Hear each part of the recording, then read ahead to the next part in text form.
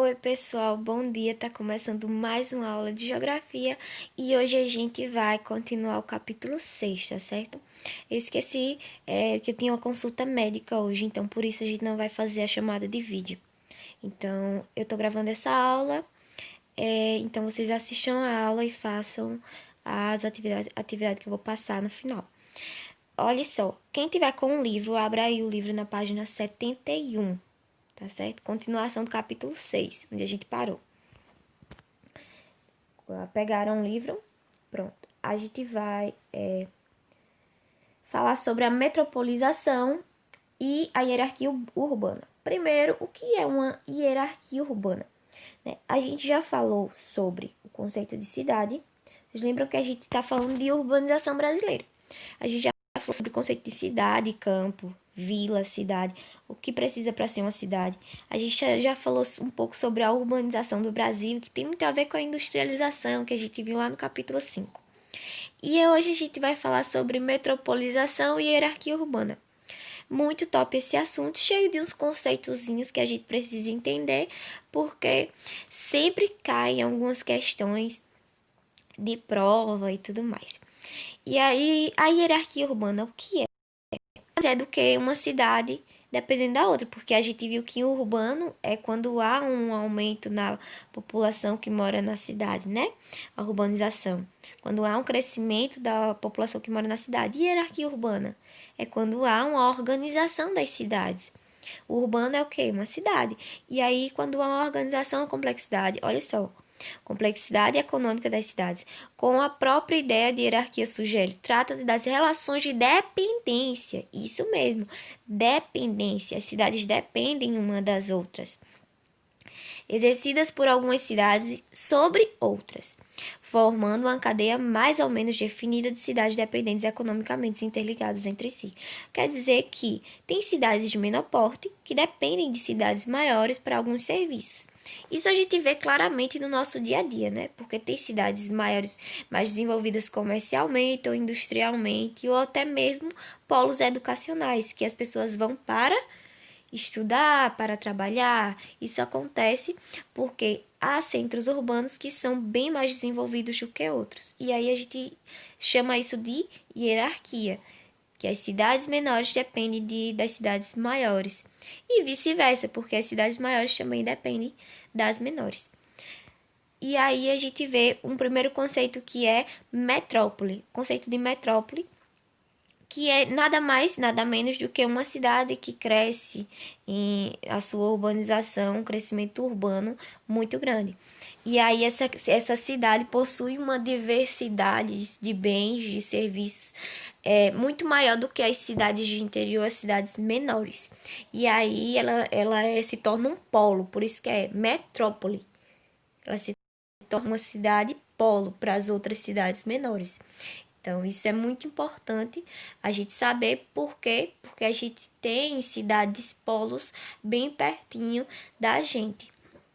Olha, tem uma grande diversidade de oferta de serviços comerciais, de serviço de saúde, de educação. Tudo isso, essas cidades têm um potencial de oferecimento maior do que as outras cidades menores. Não que as outras não tenham, mas que essas têm um potencial maior do que as outras, porque se urbanizaram com maior facilidade.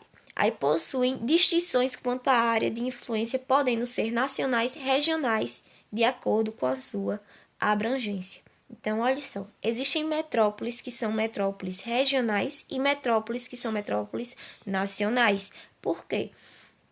Porque tem metrópoles que não são tão grandes assim, como é o caso dessas duas imagens aí que a gente está vendo. A primeira delas, que é essa daqui de cima, deixa eu marcar aqui com lápis para vocês verem.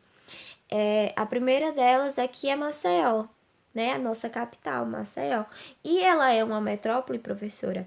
Sim, pode ser considerada uma metrópole. Por quê? Porque é um polo pra gente que mora aqui em Alagoas, não é? Pra gente ela é um polo, é a capital e também uma das cidades de Alagoas, pela qual a gente busca por serviços de saúde, serviços também de educação. Arapiraca, ela pode ser um polo? Sim, um polo regional. Por quê?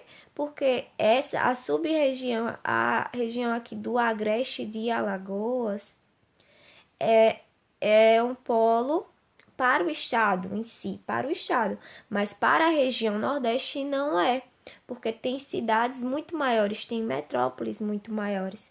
Maceió, ele é um polo nacional? Não é. Por quê? Porque não tem uma influência no país todo, ela tem uma influência aqui para o nosso estado, não é? Então, a imagem de baixo é qual cidade? É Recife. Sabe por quê? Porque Recife é um polo para o Nordeste.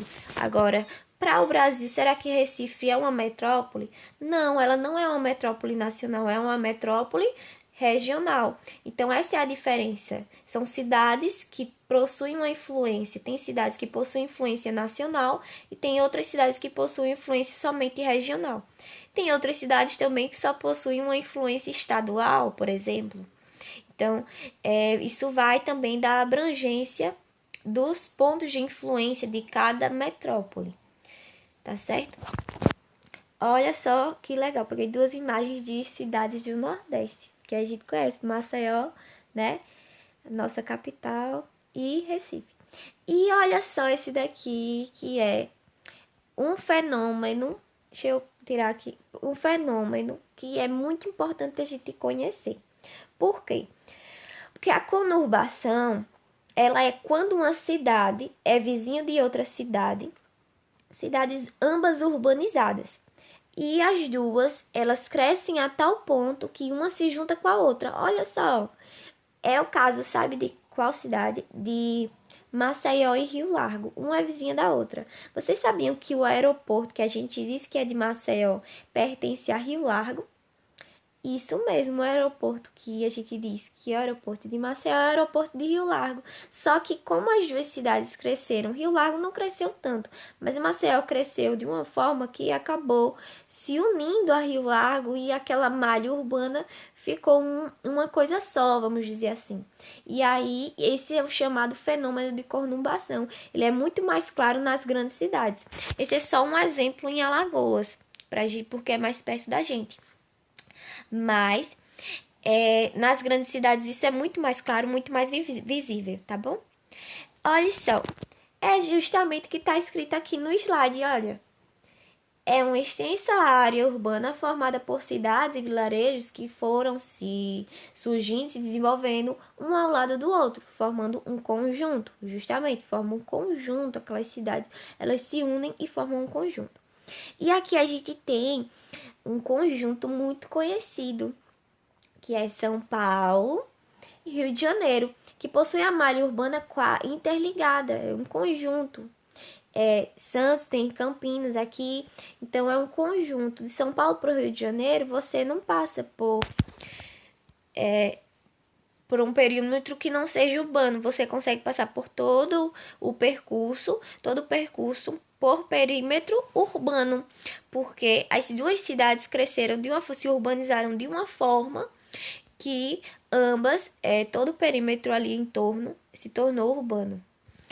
Então é isso que a gente chama de conurbação, quando as duas cidades, ou mais de duas, tá certo? Elas se unem de tal forma que a malha urbana fica uma coisa só. E aqui a gente tem outro tópico importante, que é a região metropolitana, que é resultado desse fenômeno de conurbação. Sabe por quê? Porque a região metropolitana ela constitui grandes aglomerações urbanas que ultrapassam o limite dos seus municípios, cujos problemas, sobretudo de infraestrutura urbana, passaram a ser comuns, gerando a necessidade de políticas públicas comuns para solucioná-las. As regiões metropolitanas surgem na junção física de municípios próximos, justamente a conurbação, um fenômeno conhecido como conurbação. Então, a região metropolitana é aquela área onde há o fenômeno de conurbação intenso, onde uma, duas, três, quatro cidades elas se unem porque a malha urbana cresceu tanto que aquela região ficou o percurso, o perímetro ali daquelas cidades ficou todo urbano. Isso é chamado de região metropolitana. Outro fator é importante para a gente conhecer é o fluxo pendular. Isso aí já tem a ver com com a migração e muito a ver com a urbanização. Por quê? O fluxo pendular, o que é? É uma forma de migração. As pessoas migram. Como assim migrar? Elas viajam de um lugar para o outro. Elas viajam de uma cidade para outra. Em busca de quê? Que elas viajam todo dia, viu? Elas viajam todo dia para ir trabalhar, para ir estudar. Por quê? Não tem gente que mora aqui em Giral e vai trabalhar lá em Arapiraca? Tem sim. Tem gente que mora lá em Campo Grande e vai trabalhar em Arapiraca? Tem sim. Tem gente que mora em várias cidades aqui de Alagoas, no interior de Alagoas, que vai trabalhar em Arapiraca, que vai trabalhar em Maceió, que vai trabalhar em outras cidades vizinhas. Então, isso é chamado de fluxo pendular. As pessoas saem do seu município para ir para outra cidade todos os dias e voltam para casa no mesmo dia. Então, quando as pessoas saem da sua casa para outra cidade para ir trabalhar ou estudar, isso e voltam para casa no mesmo dia, isso é chamado de fluxo pendular. Olha só que as pessoas nas grandes cidades é realmente assim, viu? Cheio de pessoas aqui nessa acho que é uma rodoviária ou um metrô, eu não sei, mas tá cheio de gente para querer pegar um ônibus, né? Então, o fluxo de pessoas é muito grande. Olha só, vamos passar aqui para esse outro tópico muito importante que é a megalópole, megalópole, que é uma cidade que cresceu, uma das maiores cidades que tem atualmente na urbanização, que a gente chama que é uma das maiores aglomerações da atualidade. Por quê? Porque a megalópole, ela é referência mundialmente. Referência mundialmente são polos esses que as pessoas sempre procuram são polos econômicos ou polos de tecnologia, polos de educação. Esses polos são formados por uma, duas, três, quatro cidades. É tipo uma região metropolitana, só que elas possuem olha só, uma ampla área urbanizada, comumente uma das mais de uma metrópole, acabam exercendo a polarização nas áreas em que ocorreu conurbação. Então, o que é que acontece quando as metrópoles se unem, não é? Agora não é mais cidade, agora não é mais só a cidade. Por exemplo, porque só a conurbação, uma metrópole pode se unir com uma pequena cidade, não é? Uma metrópole pode se unir com uma cidade que não é tão desenvolvida. Já na megalópole, para formar uma megalópole, precisa ser uma metrópole que entre conurbação com outra metrópole. E aí forma uma megalópole. Porque essas duas metrópoles, dois polos enormes de influência estão se unindo, né?